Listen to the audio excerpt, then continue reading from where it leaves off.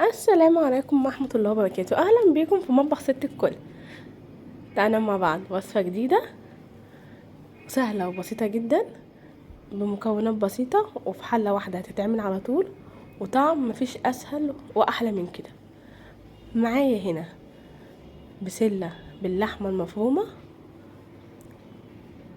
هنجيب الحلة بتاعتنا، هنضيف معلقة سمنة بلدي، هنضيف بصلاية متقطعة قطع صغيرة، عليها رشة ملح ورشة فلفل. هنشوح البصلاية لحد ما تدبل معانا. هنكون طبعا مجهزين بسلة عليها جزر. طبعا هنا البسلة انا مفرزاها،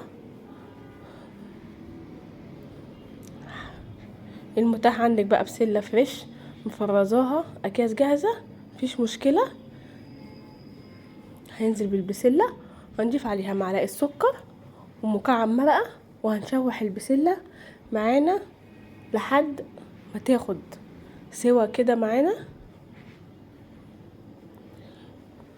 احنا عايزين البسلة تتشوح كويس، يعني نسيبها لمدة 10 دقايق نشوح فيها لوحدها الاول.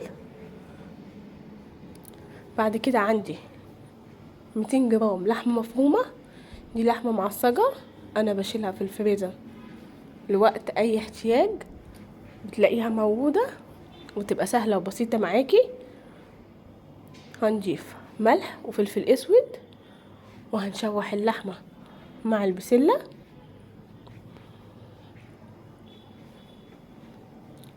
بعد ما شوحناها كويس جدا عندنا عصير طماطم ومصفينه وعليه معلقة هريسة. هنضيفه ونضيف الملح والفلفل ونظبط الطعم بتاعنا، وهنضيف معلقة سكر صغيرة عشان طبعا البسلة بتحب السكر عشان يطلع طعمها مظبوط معانا. هنغطيها وهنسيبها لحد ما تغلي وتستوي زي ما احنا شايفين كده. هنهدي عليها النار وهنسيبها لحد ما تتسبك كويس جدا ويستوي البسلة مع اللحمة. اكلة سهلة وبسيطة ومش هتاخد منك وقت خالص، وفيها لحمة وخضار، ونعمل جنبها احلى حبة رز بالشعرية. كده اكلتك بقت جاهزة.